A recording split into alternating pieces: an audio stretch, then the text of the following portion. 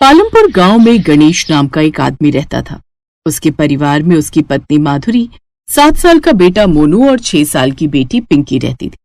गणेश एक किसान था जो अपने खेत में मटर की खेती करता था, जिसे बेचकर ही वो अपने परिवार का पेट पालता था। भले ही उसकी कमाई कुछ ज्यादा नहीं थी, लेकिन फिर भी वो गरीबी में भी खुश रहने वाला परिवार था।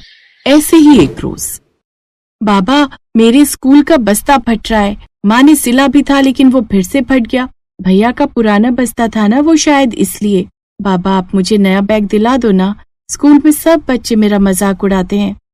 हमारी बिटिया को नया बस्ता चाहिए। ठीक है, इस बार की फसल से जो भी कमाई होगी ना, तो मैं तेरे लिए नया बस्ता ले आऊंगा। तो बस अपनी पढ़ाई लिखाई अच्छे से करना, अच्छा, और खूब नाम रोशन करना अपने बाबा का। अच्छा बाबा, उसे नया बस्ता, और मैं कब से नया बैट मांग रहा हूँ, उसका क्या? चुप कर नालायक, है वो पढ़ाई की चीज मांग रही है और तू बेफालतू के पैसे खर्च करवाना चाहता है। तुझसे छोटी है लेकिन अक्ल तुझसे ज्यादा है उसमें। हाँ अच्छी बस भी कीजिए, इनका तो यही चलता रहता है। आप इन्हें जल्दी से स्कूल छोड़ाइए, नहीं तो मौसम बिगड़ रहा है, कहीं बारिश ना आ जाए। हमारे पास छाता भी नहीं है। हाँ हाँ चलो बच्चों, जल्दी चलो। माधुरी, मैं इनको छोड़कर वहीं से खेत पर चला जाऊंगा। है तुम भी घर का काम निपटा कर चली आना खेत पर। इस बार मटर की फसल अच्छी हुई है। ऊपर वाले ने चाहा तो इस बार हम नया छाता और बस्ता जरूर खरीद पाएंगे। और नया बैट भी बाबा। अरे तू नहीं सुधरेगा, चल। गणेश दोनों को स्कूल छोड़कर वहीं से काम पर निकल गया। कुछ देर बाद माधुरी भी घर का काम निपटा कर खेत पर आ गई। फिर दोनों साथ में खेत पर काम करने लगे। दोनों पति पत्नी सारा दिन इसी तरह अपने खेत पर मेहनत करते। ऐसे ही कुछ दिन बीत गए। बस माधुरी, अब अपनी मटर की खेती तैयार हो गई है। कल ही हम ये सब मटर उतार लेंगे। ठीक कहा जी, चलिए अब घर चलते हैं। दोनों पति पत्नी घर लौट रहे थे कि तभी रास्ते में उन्हें उनका मकान मालिक घनश्याम मिल गया। क्यों भाई गणेश, कहाँ मुँह छिपाता फिर रहा भाई है? भूल गया या फिर से याद दिलाऊं? इस महीने का तेरा किराया अभी बकाया है। आप मुझे कुछ दिन की मोहलत और दे दीजिए मालिक, मैं जल्द ही आपके पैसे दे दूंगा। वो तो तुझे देना ही पड़ेंगे, नहीं तो धक्के मारकर तुझे तेरे परिवार के साथ घर से निकाल फेंकूंगा। नहीं मालिक, बस कुछ दिन की मोहलत और दे दीजिए। अरे रानी तू कह रही है तो कुछ दिन की मोहलत और दी जा। ये कहकर घनश्याम वहाँ से चला गया। दरअसल माधुरी दिखने में काफी सुंदर थी, इसलिए अक्सर गांव के कुछ लोगों की नीयत उसे देखकर बिगड़ जाती थी। मेरा बस चले तो इस गंजे के टाट पर अपनी चप्पल उठाकर मार दो। बिल्कुल भी तमीज नहीं है इसे औरत से बात करने की। जाने दीजिए ना, आप तो जानते ही हैं उनकी आदत। दोनों पति पत्नी घर आ गए। ऐसी शाम बीती और खाना खाकर वो सब नीचे चटाई बिछाकर सो गए, इस उम्मीद में कि कल से उनके दुख दूर हो जाएंगे। लेकिन किस्मत को तो कुछ और ही मंजूर था। अचानक से आधी रात को मौसम ने करवट ली और बादलों की तेज गड़गड़ाहट के साथ गांव में तेज बारिश और ओले पड़ने शुरू हो गए। और उस बारिश से उनकी मटर की सारी फसल खराब हो गई। बारिश थमने के साथ ही अगली सुबह वो खेतों पर भागकर गए तो सब कुछ बर्बाद हो चुका था। गणेश अपने मटर की हालत देखकर खेत में ही फूट फूट कर रोने लगा। ए भगवान, अब हम बर्बाद हो गए। तो हम गरीबों की जिंदगी जीते जी क्यों नरक बना देता है भगवान। अब मैं अपने बच्चों की ख्वाहिशें कैसे पूरी करूंगा। माधुरी काफी हिम्मत वाली थी। उसने गणेश को हौसला दिया और उसे अपने साथ घर ले आई। देखिए, कुदरत के आगे कहाँ किसी की चली है। अब जो नसीब में लिखा था वो तो होना ही था। अब आप हिम्मत रखिए, ऊपर वाले की मर्जी से ये सब हुआ है तो उसने जरूर हमारे लिए कुछ न कुछ अच्छा ही सोचा होगा। अपनी फसल खराब होने से गणेश पूरी तरह से टूट चुका था। हफ्ते भर बाद घनश्याम अपने कुछ गुंडों के साथ उनके घर पहुंच गया। अब तो तू बर्बाद हो गया। तेरे तो खुद ही खाने के लाले पड़े हैं और तू मेरा किराया क्या ही देगा। इसीलिए अभी के अभी तुम सब निकलो यहाँ से।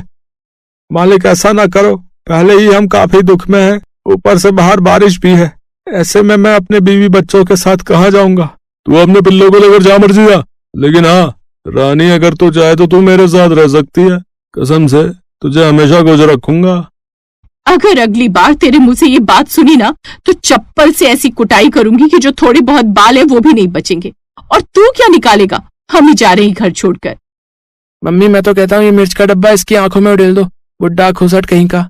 तेरी तो खबरदार जो मेरे बच्चों को हाथ भी लगाया, नहीं तो दोनों हाथ उखाड़कर ऐसे फेंकूंगी कि एक कश्मीर में जाकर गिरेगा और दूसरा सीधा कन्याकुमारी में। माधुरी अपने पति और बच्चों के साथ वहां से चली जाती है। कुछ देर बाद तेज हवा चलने लगती है, जिसके बाद बरसात शुरू हो जाती है। बारिश में भीगते हुए वो जंगल की तरफ चल पड़ते हैं। जहाँ एक गुफा उन्हें दिखाई देती है और वो उसी में रहने लगते हैं। बाहर जोरों की बारिश और पेट में भूख, जैसे तैसे वो वहीं पर सो जाते हैं। अगली सुबह बारिश थम जाती है। माँ, भूख लगी है, कुछ खाने को दो ना। मैं अपने साथ थोड़ा आटा लाई थी जो घर में बचा हुआ था, इन्हीं की रोटी बनाकर मैं बच्चों को खिला देती हूँ। ठीक है माधुरी, मैं भी कुछ काम ढूंढ कर आता हूँ। शाम को गणेश खाली हाथ लौटता है। कहीं काम नहीं मिला माधुरी, मेरी तो कुछ समझ में नहीं आ रहा है कि बच्चों को क्या खिलाऊंगा। हम दोनों तो भूखे रह भी लेंगे, लेकिन ये दोनों नन्ही सी जान कैसे भूख बर्दाश्त कर पाएंगे। तभी माधुरी अपने गले में पड़ी चांदी की चेन निकाल कर गणेश को देती है। इसे देकर थोड़ा आटा ले आइए। लेकिन माधुरी, ये तो तुम्हारी माँ की आखिरी निशानी थी ना। हाँ, लेकिन आज एक माँ को अपने बच्चों की खातिर इसे बेचना पड़ रहा है। अब ज्यादा मत सोचिए और जाइए। गणेश दुकान जाकर आटा और सामान ले आता है और माधुरी अपने खेत में जाती है जहाँ कुछ मटर की फसल टूट कर पड़ी हुई थी। उन मटर को वो अपने साथ ले आती है, जिसके बाद वो उन दानों को तेल में तल लेती है। फिर मसाला बनाकर उन तले हुए मटर को उसमें डाल लेती है और कुछ ही देर में तले हुए मटर की सब्जी बनकर तैयार हो जाती है। फिर सबको खाने को परोसती है। जैसे ही वो सभी पहला निवाला मुंह में डालते हैं तो एक दूसरे की शक्ल देखने लगते हैं। क्या हुआ, सब्जी अच्छी नहीं बनी क्या? मम्मी, अच्छी नहीं, बहुत अच्छी बनी है। सच में माधुरी, इतनी अच्छी सब्जी हमने आज तक नहीं खाई। हमने क्या, किसी ने भी नहीं खाई होगी। तुमने ये कहाँ से सीखी? सच कहूँ तो सीखी नहीं, कल अपने खेत पर गई थी, वहीं से बचे खुचे मटर उठा लाई और धूप में सुखाकर उन्हें तलकर बना डाला। लेकिन ये सचमुच में कमाल के बने हैं। अगर तुम इसी का ठेला लगाकर बेचो तो तुम खूब पैसे कमाओगी।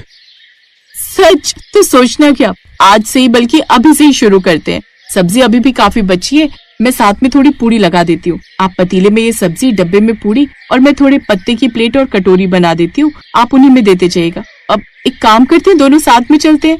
तैयारी करने के बाद दोनों बाजार चले गए। तली हुई मटर की सब्जी और पूरी खा लो। है? तली हुई मटर की सब्जी? भाई ये तो पहली बार सुना। भैया कितने की प्लेट दी भाई साहब? जी सिर्फ 30 रुपए। अच्छा लगा दो फिर। माधुरी जल्दी से उसे एक प्लेट लगा कर देती है और सच में माधुरी की तली हुई मटर की सब्जी कमाल कर गई। लोगों को वो पसंद आई और अब और प्लेट की डिमांड आने लगी। क्या कमाल की सब्जी है भाई साहब। कल मैं मंदिर के बाहर भंडारा करवा रहा हूँ और मैं चाहता हूँ कि आप पूरी के साथ ऐसी ही तली हुई मटर की सब्जी पूरी के साथ बनाओ। एडवांस के तौर पर ये रहे ये 30,000। पहले ही दिन उन्हें बड़ा ऑर्डर मिल गया। दोनों बड़े खुश हुए। अगले दिन माधुरी ने भंडारे के लिए वैसी ही सब्जी पूरी के साथ तैयार कर दी। भंडारे में भी सबको उनके बनाए हुए तली मटर की सब्जी और पूरी पसंद आई। अब उन्होंने खुद का ठेला खरीद कर उसमें बनाकर बेचने लगे। अब इसी तरह और भी कई ऑर्डर उनके पास आने लगे और उन्होंने खूब पैसे कमाने शुरू कर दिए। साथ ही गणेश ने अपने खेत पर ही फिर से मटर उगाने शुरू कर दिए और उन्हीं मटर को तलकर वो उसकी सब्जी बनाने लगे, जिससे उन्हें खूब मुनाफा होने लगा। अब उनके पास सब कुछ था, खुद का घर, पिंकी के लिए नया बस्ता, मोनू का नया बैट और सबका अपना अपना एक छाता।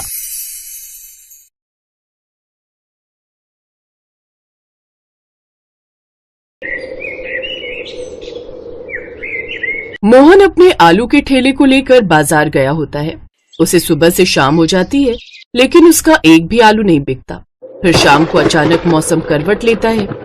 बादलों की तेज गड़गड़ाहट होने लगती है और फिर अचानक से तेज बारिश आ जाती है।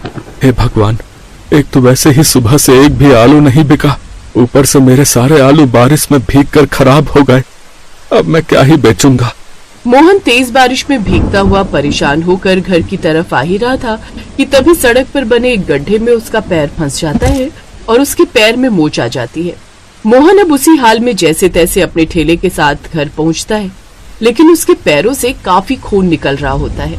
उसकी पत्नी रेखा और 8 साल का बेटा मोंटू और 5 साल की बेटी रिया उसे ऐसे देखते हैं तो वो घबरा जाते हैं। अरे ये क्या हो गया आपको? ये चोट कैसे लगी? बस यूं समझ लो रेखा, जब जिंदगी खराब चल रही हो ना तो कुछ भी अच्छा नहीं होता। ये भी उसी का ही एक नतीजा है। कोई बात नहीं, आप कपड़े बदल लीजिए, फिर मैं दवा कर आपकी पट्टी कर देती हूँ। अब मोहन बेड रेस्ट पर ही रहता है। पहले तो जैसे तैसे घर का खर्चा चल जाता था, लेकिन धीरे धीरे बचत खत्म होने लगी और अब नौबत यहाँ तक आ गई कि घर में राशन भी नहीं रहा। उन्होंने सुबह से कुछ नहीं खाया था। दोनों बच्चे भी उदास बैठे थे। उनको उदास देख रेखा ने उनसे पूछा, क्या हुआ बच्चों? तुम्हारा चेहरा क्यों लटका हुआ है? माँ, बाबा बाहर काम पर नहीं जा सकते और घर में खाने के लिए भी कुछ नहीं है, लेकिन मैं क्या करूँ अपनी इस भूख का? ये है कि बार बार लग ही जाती है। लेकिन कोई बात नहीं माँ, आप उदास मत हो, हम पानी पीकर ही गुजारा कर लेंगे। ये सुनकर रेखा की आंखों में आंसू आ जाते हैं। फिर वो हर जगह काम मांगने जाती है, लेकिन उसे कहीं भी काम नहीं मिलता। वो उदास होकर घर लौट आती है। अपने परिवार की लाचारी देख बिस्तर पर पड़ा मोहन कहता है, मुझे माफ करना बच्चों, रेखा अपनी इस चोट के कारण मैं काम पर नहीं जा पा रहा और मेरे कारण तुम सबको भूखा ही रहना पड़ रहा है। न जाने मुझे ठीक होने में कितने दिन लगेंगे, लेकिन मुझे तो डर है कहीं घर में रखे ये सारे आलू खराब न हो जाएं।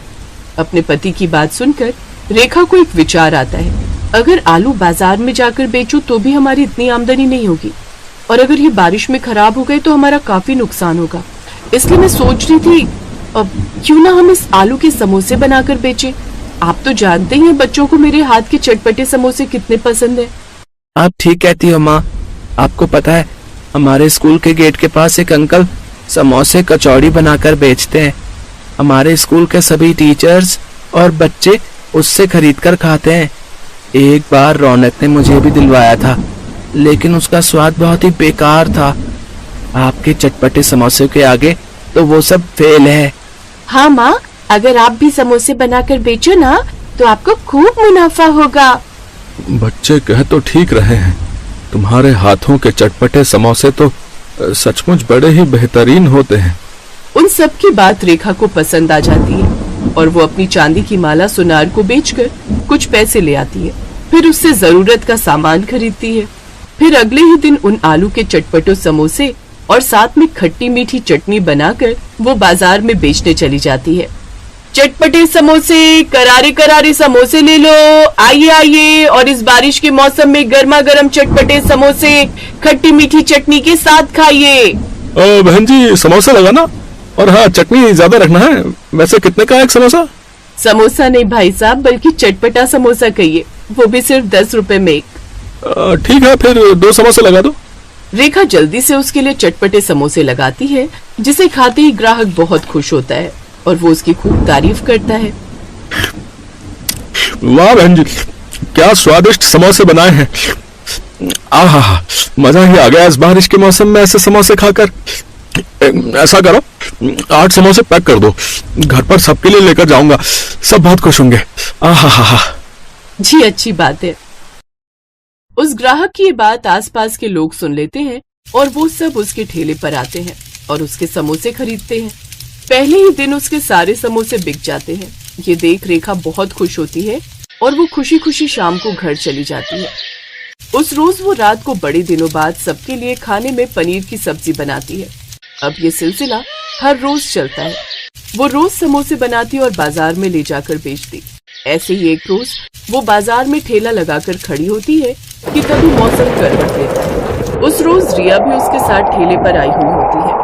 हे भगवान, लगता है बहुत जोरों की बारिश शुरू होने वाली है। रिया बेटी, ठेले के नीचे त्रिपाल है, जल्दी से देना मुझे। हाँ माँ, अभी देती हूँ। रेखा जैसे ही वो त्रिपाल बांधती है वैसे ही जोरों की बारिश शुरू हो जाती है। माँ, बादलों की गड़गड़ाहट से मुझे डर लग रहा है।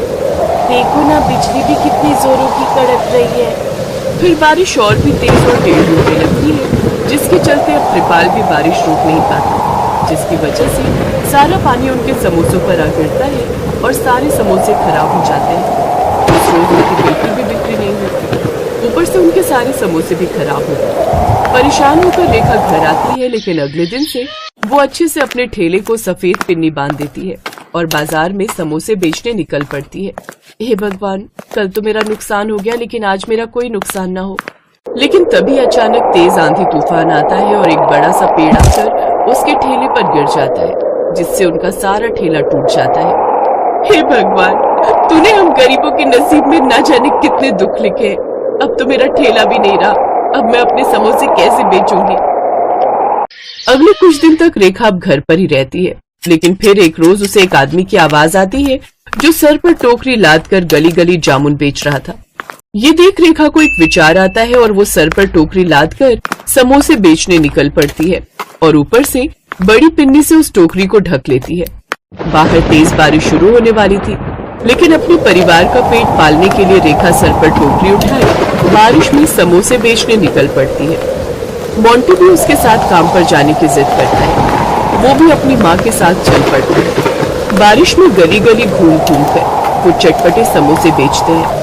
टोकरी को तो उन्होंने पन्नी से ढका हुआ था, इसलिए समोसे तो खराब नहीं हुए, लेकिन बारिश में भीगने के कारण मोंटी की तबीयत खराब हो जाती है और वो छींके मारने लगता है।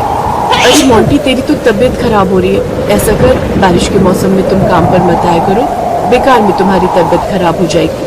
फिर वो दोनों घूमते घूमते रेलवे स्टेशन के पास पहुंच जाते हैं, जहां काफी लोगों की भीड़ होती है। अरे, यहाँ तो कितने सारे लोग ट्रेन के इंतजार में बैठे हैं। अब से मैं यही प्लेटफॉर्म पर आकर ही समोसे बेचूंगी।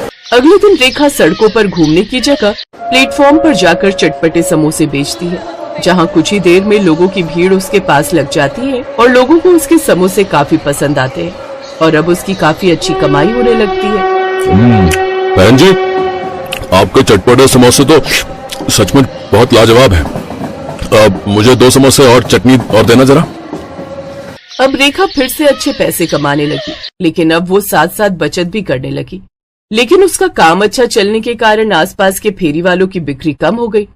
अब चंदू समोसे वाले से कोई भी समोसे नहीं लेता। जब से इस औरत ने अपने चटपटे समोसे बेचने शुरू किए हैं, मेरी आमदनी काफी कम हो गई है।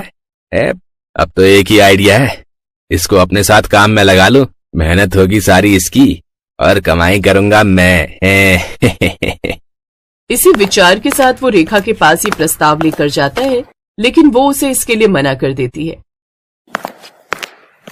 रेखा के इनकार करने पर चंदू अपने आदमी को नकली पुलिस वाला बनाकर उनके पास भेजता है।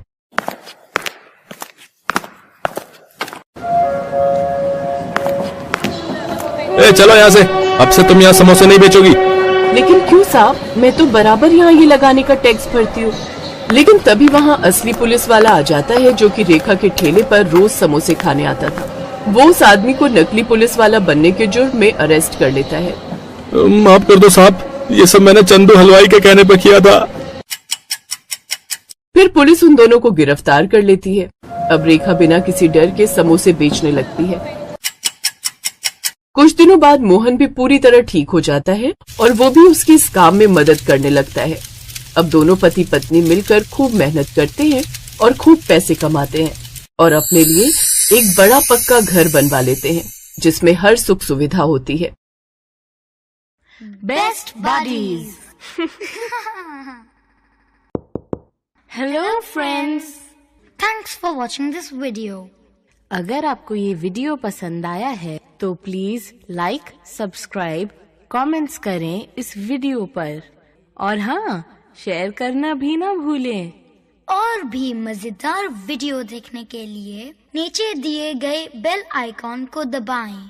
देखते रहिए बेस्ट बडीज।